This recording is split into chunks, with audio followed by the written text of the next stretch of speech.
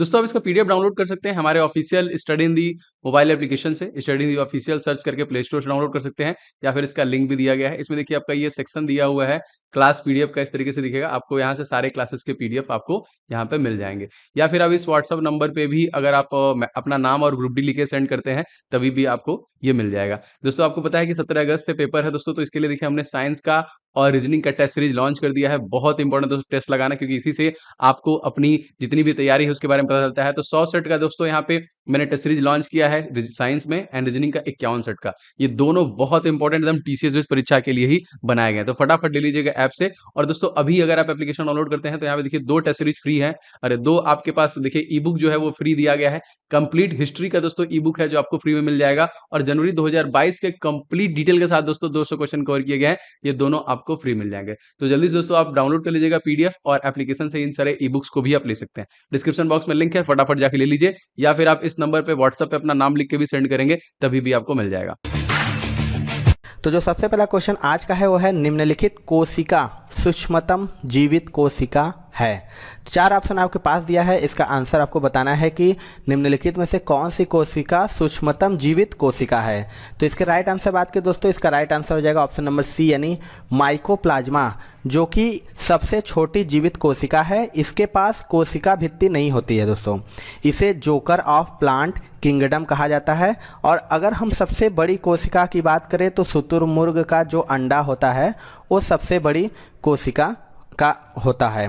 अगला क्वेश्चन देखते हैं दोस्तों। कोशिका के 4 अवयवों में उस कोशिका को पहचानिए जो पौधों की कोशिकाओं में पाया जाता है किंतु जानवर की कोशिका में नहीं। 4 ऑप्शन है आपके पास, इसमें से आपको बताना है कौन सी कोशिका है जो पौधों की कोशिका में पाया जाता है लेकिन जानवर की कोशिका में नहीं पाया जाता।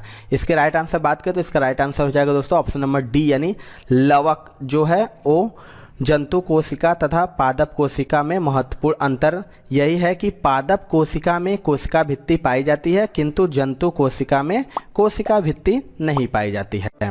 चलिए अगला क्वेश्चन देख लेते हैं दोस्तों। जब किसी पुष्प का पराग उसी पौधे के परागण प्रकार के वर्तिकाग्र में अंतरिम कर दिया जाता है तो उसे क्या कहा जाता है। 4 ऑप्शन है, आपको बताना है इसमें से क्या होगा। तो इसका जो राइट आंसर हो जाएगा दोस्तों ऑप्शन नंबर ए, स्वयुग्मन। स्वयुग्मन यानी जब किसी पुष्प का पराग उसी पौधे के परागण प्रकार के वर्तिकाग यानी स्टिग्मा में अंतरित कर दिया जाता है तो उसे ऑटोगेमी यानी स्वयुग्मन कहा जाता है। अगला क्वेश्चन देख लेते हैं दोस्तों। पौधों में गैसों का विनिमय किसके द्वारा होता है। मोस्ट इंपॉर्टेंट क्वेश्चन है दोस्तों, आपको बताना है जो पौधों में गैसों का विनिमय किसके द्वारा होता है। इसका जो राइट आंसर हो जाएगा दोस्तों ऑप्शन नंबर डी, यानी उपरोक्त सभी। बात करें अगर पौधों में गैसों का विसरण की, तो पौधों में गैसों का जो विनिमय होता है वो स्टोमेटा, लेंटिकल्स तथा क्यूटिकल्स तीनों द्वारा होता है। स्टोमेटा जो कि पौधों की पत्तियों में पाया जाने वाला अति सूक्ष्म छिद्र होता है, लेंटिकल टहनी व शाखाओं के छाल में, जबकि क्यूटिकल अधिकांश पौधों की बाह्य त्वचा में उपस्थित होते हैं। अगला क्वेश्चन देख लेते हैं दोस्तों। क्लोनिंग पद निम्नलिखित में से संबंधित होता है। इसमें बताना है जो क्लोनिंग पद किससे संबंधित होता है। तो इसका जो राइट आंसर हो जाएगा दोस्तों ऑप्शन नंबर बी, यानी जनन विज्ञान जिसे हम कहते हैं ये क्लोनिंग पद से संबंधित है। अगला क्वेश्चन देख लेते हैं। बच्चों का लिंग मुख्य रूप से निर्भर करता है। इनमें से जो बच्चों का लिंग निर्धारण होता है किस पे निर्भर करता है। तो इसका राइट आंसर हो जाएगा दोस्तों ऑप्शन नंबर ए, यानी पिता पर।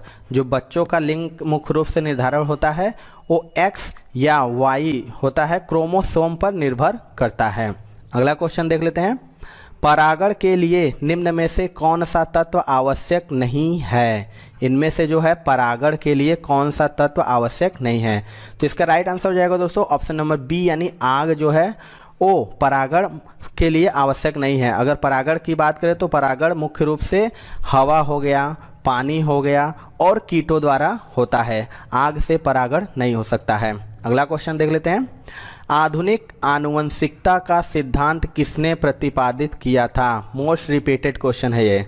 आपको बताना है जो आधुनिक आनुवंशिकता का सिद्धांत किसने प्रतिपादित किया था। तो इसका राइट आंसर हो जाएगा दोस्तों ऑप्शन नंबर ए, यानी ग्रेगर मेंडल जो थे आनुवंशिकता का सिद्धांत ग्रेगर जॉन मेंडल के द्वारा दिया गया था। मेंडल को ही आनुवंशिकी का जनक भी कहा जाता है। अगला क्वेश्चन देखते हैं। कोशिकाओं में तत्कालीन ऊर्जा उत्पादन के लिए निम्नलिखित में से एक लिया जाता है। इनमें से इसका राइट आंसर क्या होगा? इसके राइट आंसर बात करें, इसका राइट आंसर हो जाएगा दोस्तों ऑप्शन नंबर डी, यानी ग्लूकोज। ग्लूकोज जो है कोशिकाओं में तात्कालिक ऊर्जा उत्पादन के लिए ग्लूकोज को लिया जाता है। ग्लूकोज के एक अणु में श्वसन से 36 एटीपी अणु ऊर्जा प्राप्त होती है। अगला क्वेश्चन देखते हैं दोस्तों। कोशिका गतिविधियां नियंत्रित की जाती हैं। बताना है कि इनमें से जो कोशिका गतिविधियां नियंत्रित की जाती हैं। तो इसका राइट आंसर हो जाएगा ऑप्शन नंबर डी, यानी न्यूक्लियस के द्वारा कोशिका की गतिविधियों पर नियंत्रण केंद्रक द्वारा होता है। यह कोशिका का एक महत्वपूर्ण कोशिकांग है। दोस्तों आपके आगामी एग्जामिनेशन जो 17 अगस्त से होने वाले हैं दोस्तों, ग्रुप डी के लिए बहुत सारे इंपॉर्टेंट ई बुक्स मैंने लॉन्च किए हैं। जैसे 500 क्वेश्चन तो सुपर गेस्ट क्वेश्चन दोस्तों यहाँ पे रेडी किया गया है, जो नवीनतम परीक्षा पैटर्न पर आधारित और सभी हल प्रश्नों के साथ है। अगर आपका मैथमेटिक्स लो है तो इन सभी 500 प्रश्नों को लगा डालिए अभी के अभी। ये ई बुक का लिंक आपको डिस्क्रिप्शन बॉक्स में मिल जाएगा। एंड जीके के टॉप 70 टॉपिक, क्योंकि टॉपिक वाइज कवर करना बहुत जरूरी होता है। एग्जामिनेशन से पहले आप पूरा रिवीजन कर डालिए। जितने भी आपके टॉपिक आते हैं उन सभी को इस टॉपिक वाइज में कवर किया गया है। इसका भी लिंक आपको नीचे मिल जाएगा। एंड साइंस के 1000 क्वेश्चन दोस्तों, इनका भी ई बुक रेडी किया गया, जो पिछले 10 सालों से लगातार जीव विज्ञान, रसायन विज्ञान, भौतिक विज्ञान के प्रश्न बार बार रिपीट किए गए हैं। उनके फुल डिटेल के साथ दोस्तों क्वेश्चन इसमें इनबिल्ट किए गए हैं। तो ये भी सभी ग्रुप डी एग्जामिनेशन के लिए बहुत इंपॉर्टेंट ई बुक है। इन सभी का लिंक डिस्क्रिप्शन बॉक्स में है, फटाफट जाके वहां से आप लोग इसको ले लीजिए। पौधा कोशिका का पावर हाउस किसे कहा जाता है? पौधा कोशिका का पावर हाउस किसे कहा जाता है? मोस्ट इंपॉर्टेंट क्वेश्चन ये भी है दोस्तों। तो इसका जो राइट आंसर हो जाएगा दोस्तों ऑप्शन नंबर डी, यानी माइटोकॉन्ड्रिया जो होता है उसे पौधा की कोशिका का पावर हाउस कहा जाता है। माइटोकॉन्ड्रिया दोहरी झिल्ली से घिरा होता है। इसके एंजाइम द्वारा कोशिकीय श्वसन होता है, जिससे ऊर्जा पैदा होती है। चलिए अगला क्वेश्चन देख लेते हैं। आनुवांशिक इकाई है, यानी जेनेटिक यूनिट्स क्या है? तो इसका जो राइट आंसर हो जाएगा दोस्तों ऑप्शन नंबर डी, यानी जीन जो है वो आनुवांशिक इकाई है। अगला क्वेश्चन देख लेते हैं दोस्तों। हमशक्ल जुड़वा का जन्म तब होता है जब, यानी हमशक्ल बच्चे कब पैदा होते हैं? जब। तो इसका राइट आंसर हो जाएगा दोस्तों ऑप्शन नंबर सी, यानी प्रायः एक ही लिंग के होते हैं। यानी हमशक्ल जो जुड़वा का जन्म एक ही प्रसव के समय एक ही भ्रूण के द्वारा होता है। ये प्रायः एक ही लिंग के होते हैं। चलिए अगला क्वेश्चन देख लेते हैं। जेनेटिक्स में किसका अध्ययन किया जाता है? ये भी मोस्ट रिपीटेड क्वेश्चन है। जेनेटिक्स में किसका अध्ययन किया जाता है? तो इसका जो राइट आंसर हो जाएगा दोस्तों ऑप्शन नंबर ए, यानी आनुवांशिकता एवं गुणसूत्र का। आनुवांशिकी अर्थात जेनेटिक्स जीव विज्ञान की वह शाखा है जिसके अंतर्गत आनुवांशिकता यानी जीवों की विभिन्नताओं एवं गुणसूत्रों का अध्ययन किया जाता है। चलिए अगला क्वेश्चन देख लेते हैं। आनुवंशिकी किससे संबंधित है? ये भी बहुत अच्छा क्वेश्चन है। आनुवंशिकी किससे संबंधित है? 4 ऑप्शन है आपके पास। तो इसका राइट आंसर जो हो जाएगा ऑप्शन नंबर ए हो जाएगा, यानी आनुवांशिकता। आनुवांशिकता के अंतर्गत जीनी लक्षणों के एक पीढ़ी से दूसरी पीढ़ी में स्थानांतरित होने की प्रक्रिया आनुवांशिकी कहलाती है। अगर इसके जनक क्वेश्चन पूछता है कि आनुवंशिकता के जनक कौन है, तो हैं सर ग्रेगर जॉन मेंडल। अगला क्वेश्चन देख लेते हैं दोस्तों। ऊतक विज्ञान में किसका अध्ययन होता है? ये भी बहुत अच्छा क्वेश्चन, मोस्ट इंपॉर्टेंट है। ऊतक विज्ञान में किसका अध्ययन होता है? तो इसका राइट आंसर हो जाएगा दोस्तों ऑप्शन नंबर ए, यानी ऊतकों का। ऊतक विज्ञान में ऊतकों की उत्पत्ति हो गई, संरचना एवं कार्यों का अध्ययन किया जाता है। दोस्तों अगर आपको वीडियो पसंद आ रहा हो तो प्लीज़ एक लाइक जरूर करिएगा दोस्तों, और हमारे चैनल पर नए हैं तो चैनल को सब्सक्राइब करके हमारे चैनल के साथ बन जाएं, क्योंकि हम ग्रुप डी की लगातार तैयारी कर रहे हैं। सारे टॉपिक हैं, फिजिक्स हो गया, chemistry, bio, GK, reasoning, math, सारा का सारा हम लगातार चैनल के माध्यम से आपको तैयारी करा रहे हैं, जिससे आपको आने वाले ग्रुप डी एग्जाम के लिए बहुत ही मदद मिलेगी। चलिए अगला क्वेश्चन देख लेते हैं दोस्तों। वनस्पति कोशिका तथा प्राणी कोशिका का अंतर किसकी उपस्थिति से स्पष्ट होता है? इसके राइट आंसर बात करें दोस्तों, इसका राइट आंसर हो जाएगा ऑप्शन नंबर ए यानी कोशिका भित्ति। जंतु कोशिका में प्लाज्मा झिल्ली तथा वनस्पति कोशिका में सबसे बाहर की तरफ कोशिका भित्ति पाई जाती है। जंतु कोशिका में कोशिका भित्ति का अभाव होता है। अगला क्वेश्चन देख लेते हैं। ऊतक है एक, यानी ऊतक क्या है, टिश्यूज क्या है? तो इसमें 4 ऑप्शन है, देखिए इनमें से बताना है कि जो ऊतक है वो क्या है। तो इसका जो राइट आंसर हो जाएगा दोस्तों ऑप्शन नंबर सी यानी समान कोशिकाओं का समूह है। ऐसी कोशिकाओं के समूह जो संरचना, आकृति, उत्पत्ति एवं कार्य में एक समान होते हैं उन्हें ऊतक कहा जाता है। चलिए अगला क्वेश्चन देख लेते हैं दोस्तों। गैमीट की शुद्धता के नियम का प्रतिपादन किसने किया था? गैमीट की शुद्धता का प्रतिपादन किसने किया था? 4 ऑप्शन है, इसमें से बताना है कौन थे वो वैज्ञानिक। तो इसका जो राइट आंसर हो जाएगा दोस्तों ऑप्शन नंबर बी हो जाएगा, मेंडल ने। मेंडल के आनुवांशिकता के 3 नियम हैं। युग्मकों की शुद्धता का नियम उनमें से एक है। इस नियम के अनुसार जोड़े के जीन युग्मक निर्माण के समय एक दूसरे से पृथक हो जाते हैं और युग्मक में जोड़े का एक ही जीन पहुंचता है। चलिए अगला क्वेश्चन देख लेते हैं दोस्तों। निम्न में से किस ऊतक में कठोर कोशिका भित्ति पाई जाती है? 4 ऑप्शन है, आपको बताना है कि इनमें से ऊतक में कठोर कोशिका भित्ति पाई जाती है। तो इसका जो राइट आंसर हो जाएगा दोस्तों ऑप्शन नंबर बी हो जाएगा, स्क्लेरेनकाइमा। इसे दृढ़ोतक या स्क्लेरेनकाइमा मोटी भित्ति युक्त कठोर कोशिकाओं से निर्मित एक प्रकार का सरल ऊतक है। इन कोशिकाओं में कास्ठिल द्वितीयक भित्ति होती है। अगला क्वेश्चन देखते हैं दोस्तों। खाली स्थान है। ऊतक की कोशिकाएं अलग अलग प्रकार के अस्थायी ऊतक बनाने के लिए पृथक होती हैं। 4 ऑप्शन है, इनमें से बताना है कि इसका जो राइट आंसर हो क्या होगा। तो इसके राइट आंसर बात करें दोस्तों, इसका राइट आंसर हो जाएगा ऑप्शन नंबर सी यानी विभज्य योतक। विभज्य योतक ऊतकों के विभाजन तथा विभेदन के फलस्वरूप विभिन्न प्रकार के अस्थायी ऊतकों का निर्माण होता है। अगला क्वेश्चन देख लेते हैं दोस्तों। कोलेनकाइमा ऊतक की कोशिकाएं डैश है से कोनों पर मोटी हो जाती है। तो इनमें से आपको बताना है कि खाली स्थान में कौन सा भराएगा। तो इसका जो राइट आंसर हो जाएगा दोस्तों ऑप्शन नंबर ए हो जाएगा, सेलुलोज और पेक्टिन। कोलेनकाइमा ऊतक या स्थूल कोण ऊतक की कोशिकाओं के कोनों पर कोसा भित्ति के ऊपर पेक्टिन और सेलुलोज की परत जम जाती है, जिससे कोसा भित्ति कोनों पर मोटी तथा दृढ़ हो जाती है। अगला क्वेश्चन देख लेते हैं दोस्तों। कोशिका भित्ति रहित समस्त बहुकोशिकीय यूकैरियोटिक जीवों को आप किस जगत में रखेंगे? ये भी मोस्ट रिपीटेड क्वेश्चन है, आपको बताना है इनमें से इसका राइट आंसर क्या होगा। तो इसका जो राइट आंसर हो जाएगा दोस्तों ऑप्शन नंबर बी यानी जंतु। कोशिका भित्ति रहित समस्त बहुकोशिकीय यूकैरियोटिक जीवों को जंतु जगत में रखा जाता है। इसके अंतर्गत समस्त कशेरुकी तथा अकशेरुकी जीवों को शामिल किया गया है। चलिए अगला क्वेश्चन देख लेते हैं।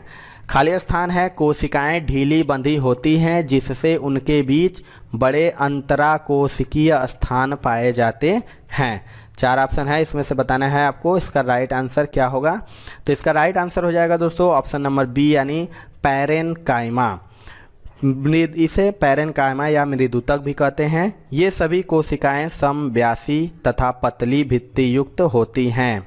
अगला क्वेश्चन देख लेते हैं दोस्तों।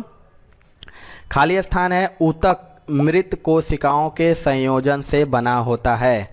इसमें से कोलेनकाइमा है, स्क्लेरेनकाइमा है, पैरेनकाइमा है, एरेनकाइमा है। तो इसका जो राइट आंसर हो जाएगा दोस्तों ऑप्शन नंबर बी यानी स्क्लेरेनकाइमा ऊतक मृत कोशिकाओं के संयोजन से बना होता है। इसे दृढ़ोतक भी कहते हैं। यह कोशिकाएं बहुत लंबी, सकरी तथा दोनों सिरों पर नुकीली होती है। इनकी कोसा भित्ति मोटी तथा लिग्निन युक्त होती हैं।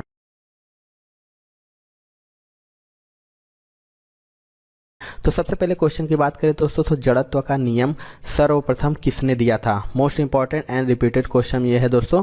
तो आपको बताना है कि जो जड़त्व का नियम था वो किसने दिया था। तो इसका राइट आंसर बात करें दोस्तों, इसका राइट आंसर हो जाएगा ऑप्शन नंबर ए यानी गैलीलियो वैज्ञानिक थे जिन्होंने जड़त्व का नियम सर्वप्रथम दिया था। बाद में न्यूटन ने जड़त्व पर विस्तृत नियम का प्रतिपादन किया था।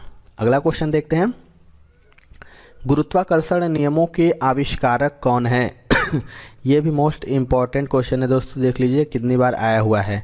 जो गुरुत्वाकर्षण नियमों का आविष्कारक कौन हैं?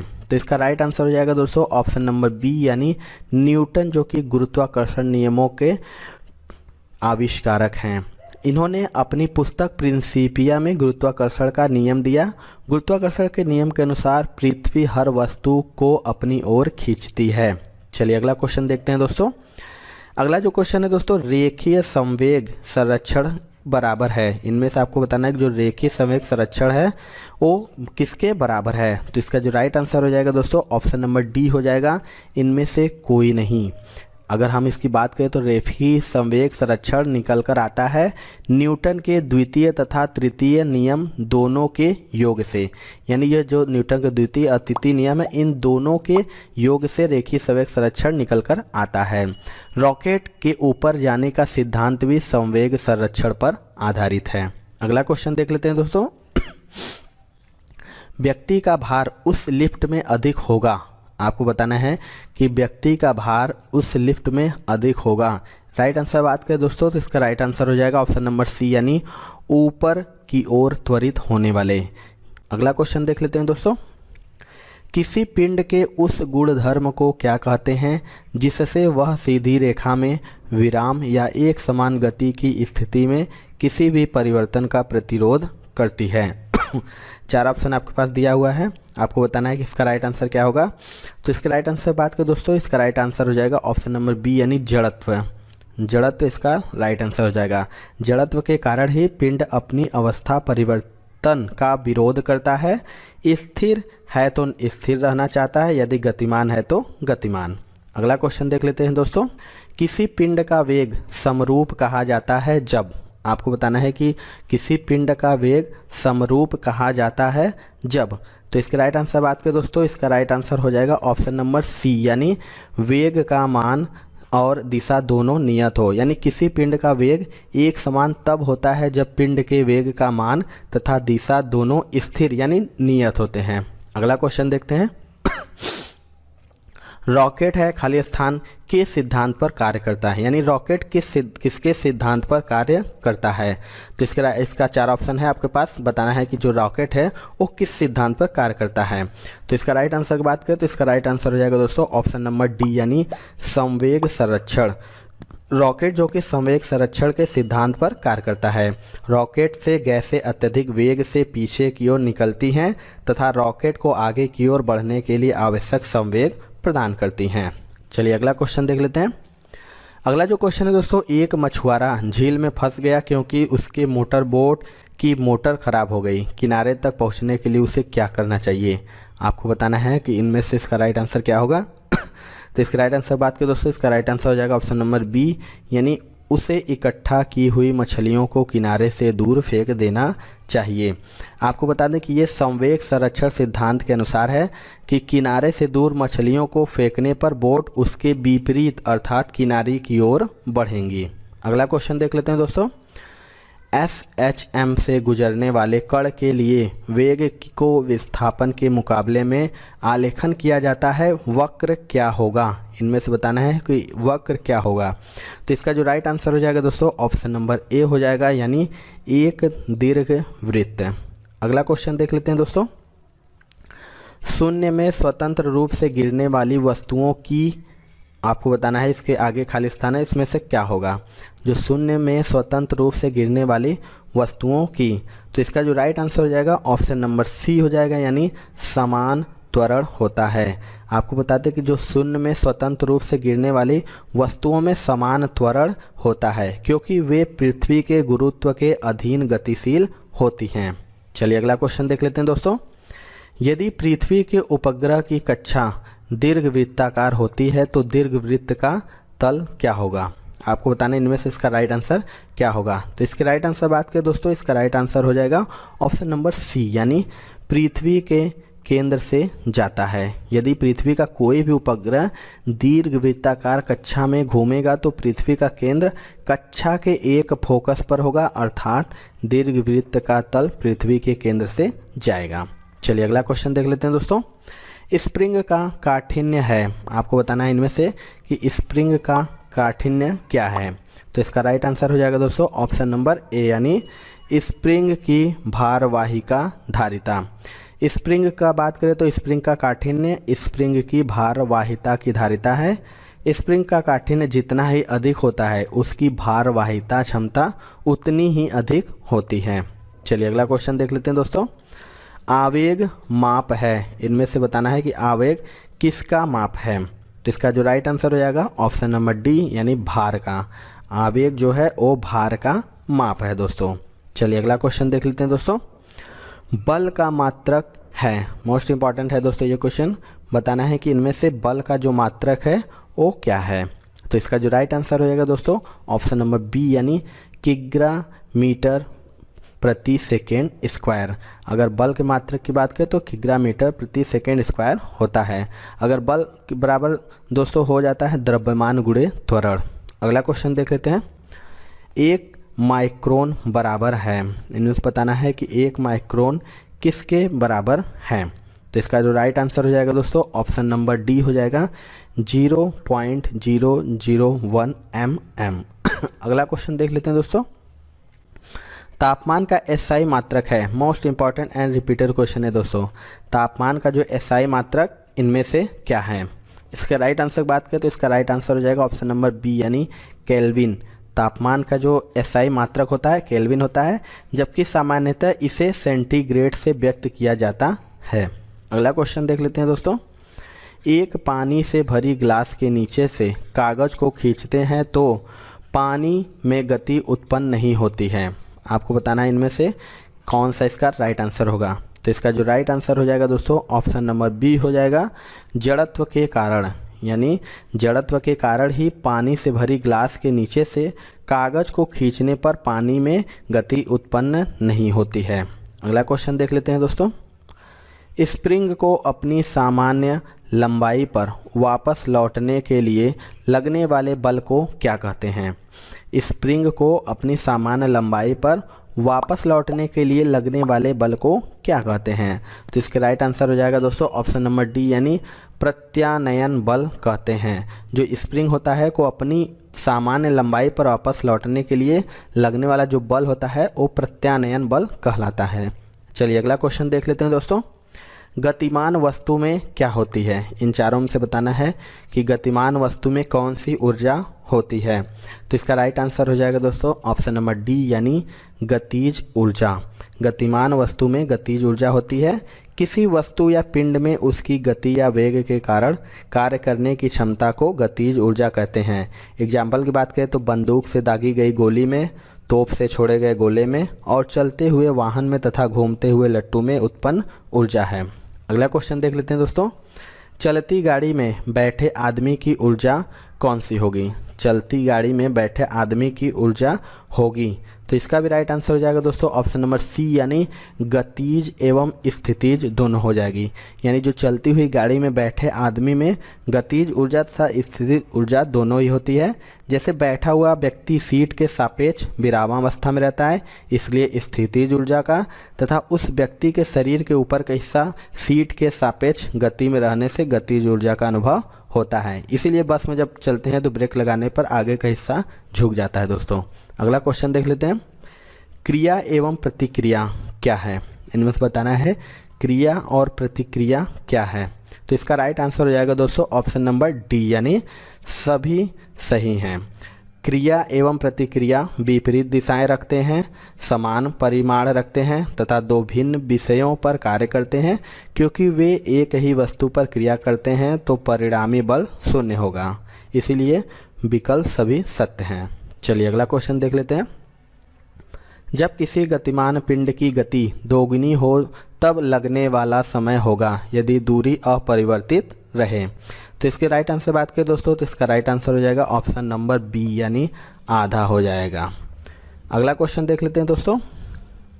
विभवांतर मापने के लिए प्रयुक्त युक्ति को जाना जाता है। चार ऑप्शन है आपके पास, इनमें से बताना है कि विभवांतर मापने के लिए किस युक्ति का प्रयोग किया जाता है। इसके राइट आंसर बात करें तो इसका राइट आंसर हो जाएगा ऑप्शन नंबर सी, यानी वोल्ट मीटर। वोल्टमीटर द्वारा ही विभवांतर नापा जाता है। इसके द्वारा किसी स्थिर प्रतिरोध में प्रवाहित धारा के द्वारा विभवांतर का पता लगाया जाता है दोस्तों। अगला क्वेश्चन देख लेते हैं दोस्तों। एंगस्ट्रॉम क्या मापता है? मोस्ट इंपॉर्टेंट ये भी क्वेश्चन है दोस्तों, रिपीटेड क्वेश्चन है, आप देख सकते हैं। एंगस्ट्रॉम से क्या मापा जाता है, यानी क्या मापता है? तो इसका भी राइट आंसर हो जाएगा दोस्तों ऑप्शन नंबर बी, यानी तरंग दैर्ध्य। एंगस्ट्रॉम से क्या मापा जाता है? तो तरंग दैर्ध्य का मात्रक है एंगस्ट्रॉम। अगला क्वेश्चन देख लेते हैं। लास्ट क्वेश्चन है दोस्तों, टैकोमीटर उपकरण है जिससे मापा जाता है, यानी टैकोमीटर से क्या मापा जाता है? तो इसके राइट आंसर बात करें तो दोस्तों इसका राइट आंसर हो जाएगा ऑप्शन नंबर डी, यानी चाल, स्पीड। टैकोमीटर एक उपकरण होता है जिससे हम किसी वाहन की चाल या स्पीड को नापते हैं। इसे आरपीएम भी कहा जाता है।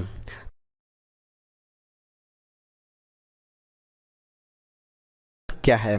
सबसे पहले क्वेश्चन की बात करें दोस्तों तो निम्नांकित में से कौन सा गुणधर्म ठोस, द्रव एवं गैसों के लिए भिन्न है? इनमें से आपको बताना है कि वह कौन सा द्रव है जो ठोस, द्रव और गैसों के लिए भिन्न है। राइट आंसर बात है दोस्तों, इसका राइट आंसर हो जाएगा ऑप्शन नंबर ए, यानी अणुओं की गति। अणुओं की गति ठोस, द्रव व गैसों के लिए भिन्न भिन्न होती है। ठोस में कण गति के लिए स्वतंत्र नहीं होते हैं। अगला क्वेश्चन देख लेते हैं दोस्तों। विखंडन की प्रक्रिया उत्तरदायी होती है, यानी विखंडन की जो प्रक्रिया होती है इनमें से किसके लिए उत्तरदायी होती है? इसके राइट आंसर बात करें दोस्तों तो इसका राइट आंसर हो जाएगा ऑप्शन नंबर सी, यानी हो जाएगा एटम बम में ऊर्जा मुक्त करने के लिए। एटम बम में से ऊर्जा मुक्त करने के लिए नाभिकीय विखंडन की प्रक्रिया उत्तरदायी होती है, जबकि हाइड्रोजन बम में ऊर्जा का निष्कासन नाभिकीय संलयन प्रक्रिया द्वारा होता है। चलिए अगला क्वेश्चन देखते हैं दोस्तों। सूर्य से ऊर्जा उत्सर्जित होती है। चार ऑप्शन है आपके पास, बताना है कि जो सूर्य से ऊर्जा होती है किसके द्वारा उत्सर्जित होती है? तो इसका राइट आंसर हो जाएगा दोस्तों ऑप्शन नंबर ए, यानी नाभिकीय संलयन के द्वारा।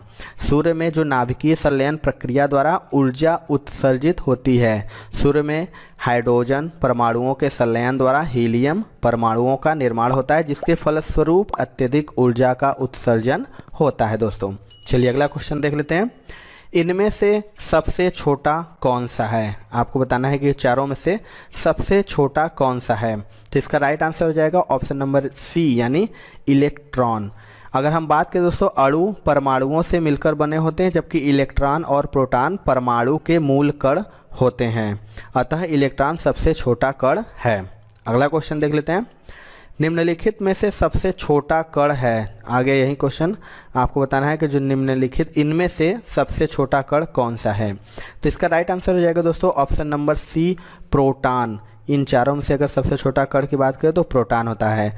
हम देख लेते हैं तो सबसे पहले दोस्तों अणु हो जाता है, इसके बाद परमाणु हो जाता है, फिर न्यूट्रॉन हो जाता है, उसके बाद हो जाता है प्रोटॉन। तो सबसे छोटा कण की बात करें तो प्रोटॉन है। चलिए अगला क्वेश्चन देख लेते हैं दोस्तों। अगला जो क्वेश्चन है दोस्तों, साधारण नमक का रासायनिक नाम क्या है? Most important and most repeated question है। मैक्सिमम क्वेश्चन में पूछता है कि साधारण नमक का रासायनिक नाम क्या है? तो इसका राइट आंसर हो जाएगा दोस्तों ऑप्शन नंबर बी, यानी सोडियम क्लोराइड। सोडियम क्लोराइड जो कि रासायनिक नाम मतलब साधारण नमक का रासायनिक नाम है। इसके फार्मूला की बात करें दोस्तों तो NaCl इसका फार्मूला हो जाता है। अगला क्वेश्चन देखते हैं। जब कोई वस्तु धनावेशित होती है तो वह क्या हो जाती है? आपको बताएं, जब कोई वस्तु धनावेशित होती है तो वह हो जाती है। तो इसका राइट आंसर हो जाएगा दोस्तों ऑप्शन नंबर ए, यानी इलेक्ट्रॉन का परित्याग करती है। जब कोई वस्तु धनावेशित होती है तो वह इलेक्ट्रॉन का परित्याग करती है, लेकिन जब कोई वस्तु ऋणावेशित होती है तो वह इलेक्ट्रॉन को ग्रहण करती है दोस्तों, ये बात याद रखिएगा। चलिए अगला क्वेश्चन देखते हैं। समभारिक क्या है? आपको बताना है कि जो समभारिक इनमें से क्या है? तो इसका राइट आंसर हो जाएगा दोस्तों ऑप्शन नंबर ए, यानी समान परमाणु द्रव्यमान एवं असमान परमाणु क्रमांक, जिन्हें हम समभारिक भी कहते हैं। अगला क्वेश्चन देख लेते हैं। दो तत्वों की परमाणु संख्या समान है किंतु उनके गुण भिन्न भिन्न हैं, यह क्या कहलाते हैं? इनमें से आपको बताना है कि दो तत्व जिनके परमाणु संख्या समान है लेकिन उनके गुणधर्म भिन्न भिन्न है, तो उसे हम क्या कहते हैं? तो इसका राइट आंसर हो जाएगा दोस्तों ऑप्शन नंबर सी, यानी आइसोटोप कहते हैं। दो तत्वों की परमाणु संख्या यदि समान हो तो इसे आइसोटोप, तथा यदि परमाणु भार समान हो तो इसे समभारी कहते हैं। समान ऊंचाई पर स्थित बिंदु को आइसोहाइट तथा समान ताप को आइसोथर्म कहते हैं। इसको भी याद रखिएगा। अगला क्वेश्चन देख लेते हैं। नाभिक में प्रोटॉनों की संख्या और न्यूट्रॉनों की संख्या के योग को क्या कहते हैं? इनमें से बताना है कि जो प्रोटॉनों की संख्या और न्यूट्रॉनों की संख्या को क्या कहते हैं। तो इसका राइट आंसर हो जाएगा दोस्तों ऑप्शन नंबर बी, यानी द्रव्यमान संख्या उसे बोलते हैं। जो नाभिक में प्रोटॉन और न्यूट्रॉन की संख्याओं के योग को द्रव्यमान संख्या कहा जाता है। चलिए अगला क्वेश्चन देखते हैं। उदजन यानी हाइड्रोजन परमाणु की न्यूट्रॉन संख्या क्या है? आपको बताना है जो कि हाइड्रोजन की परमाणु न्यूट्रॉन संख्या कितनी है। तो इसका राइट आंसर हो जाएगा ऑप्शन नंबर सी, यानी 0 हो जाएगा। हाइड्रोजन का जो परमाणु में न्यूट्रॉन संख्या 0 होती है, क्योंकि न्यूट्रॉनों की संख्या द्रव्यमान संख्या में से प्रोटॉन की संख्या घटाने से प्राप्त होती है। तो 1 - 1 हो जाएगा बराबर 0। अगला क्वेश्चन देख लेते हैं। निम्न में से किसकी अणु संख्या तथा अणु भार एक समान है? बताना है आपको। ये भी बहुत मैक्सिमम रिपीटेड क्वेश्चन है दोस्तों कि किसकी अणु संख्या तथा अणु भार एक समान होती है। तो इसका राइट आंसर हो जाएगा दोस्तों ऑप्शन नंबर ए, यानी हाइड्रोजन की अणु संख्या तथा अणु भार समान होती है। अगला क्वेश्चन देख लेते हैं।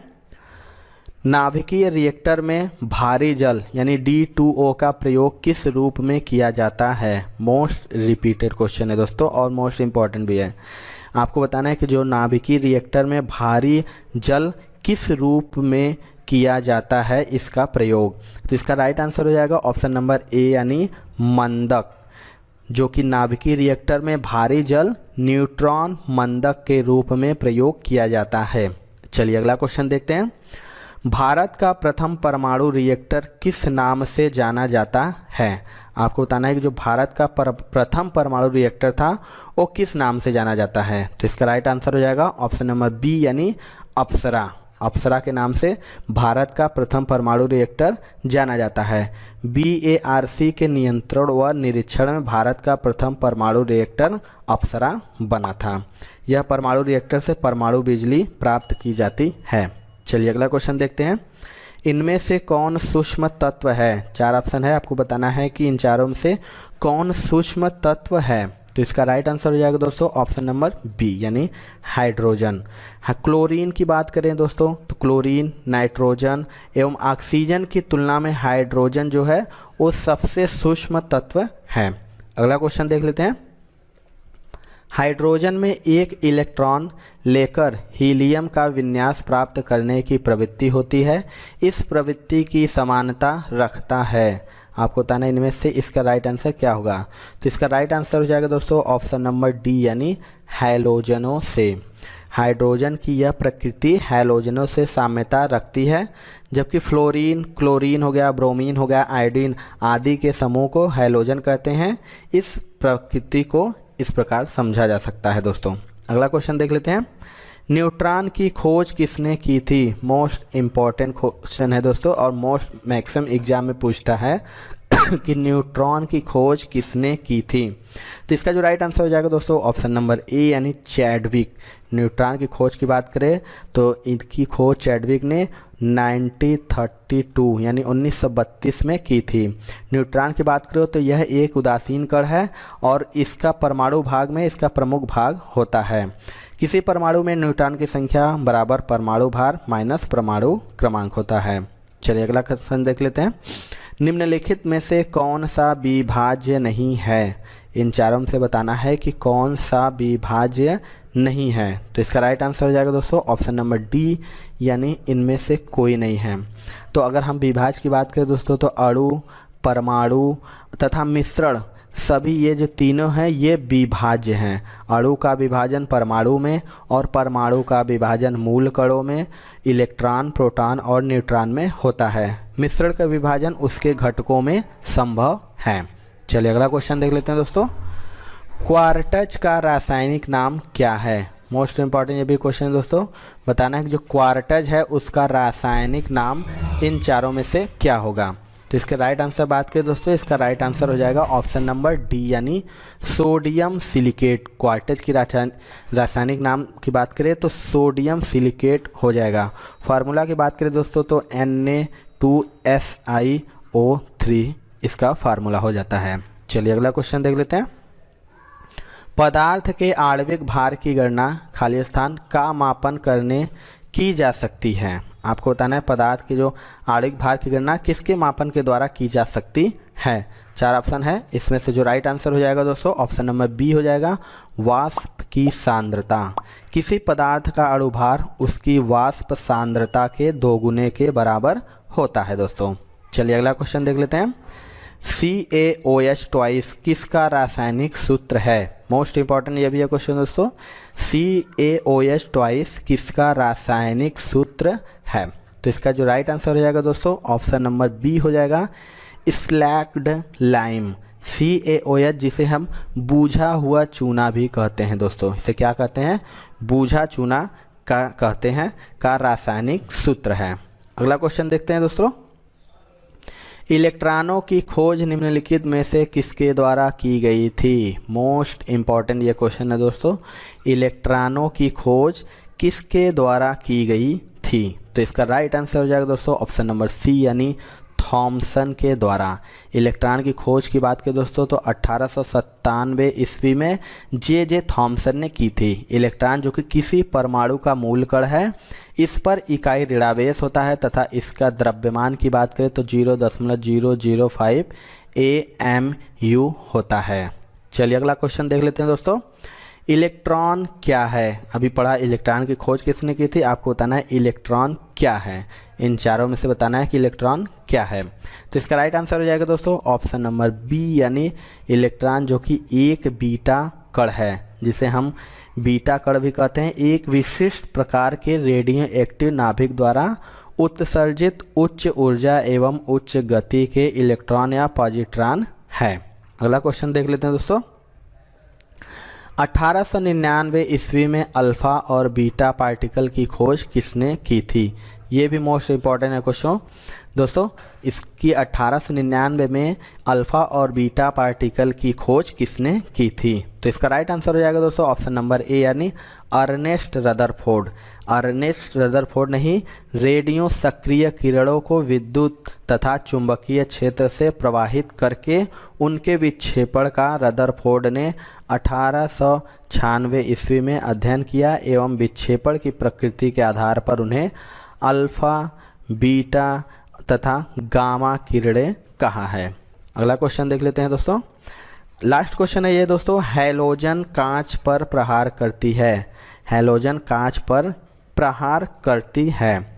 तो इसका राइट आंसर हो जाएगा दोस्तों ऑप्शन नंबर बी यानी फ्लोरीन। जो कि फ्लोरीन कांच पर प्रहार करती है, इसलिए हाइड्रोजन फ्लोराइड को कांच की बोतल में नहीं रखते हैं तथा हाइड्रोजन का उपयोग कांच की खुदाई यानी इसका उपयोग कांच की खुदाई अर्थात कांच पर लिखने के लिए भी किया जाता है। तो ये थी दोस्तों आज की वीडियो। आपको वीडियो कैसा लगा कमेंट सेक्शन में ज़रूर बताइएगा दोस्तों। वीडियो अगर आपको पसंद आया होगा तो एक लाइक ज़रूर करिएगा दोस्तों। आपके लाइक से ही हमें मोटिवेशन मिलता है, जिससे हमको पता चलता है कि आपको वीडियो पसंद आ रहा होगा।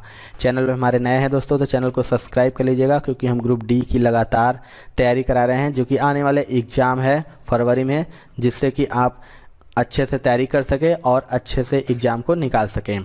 तो मिलते हैं दोस्तों अपने अगले वीडियो में, तब तक के लिए जय हिंद जय भारत।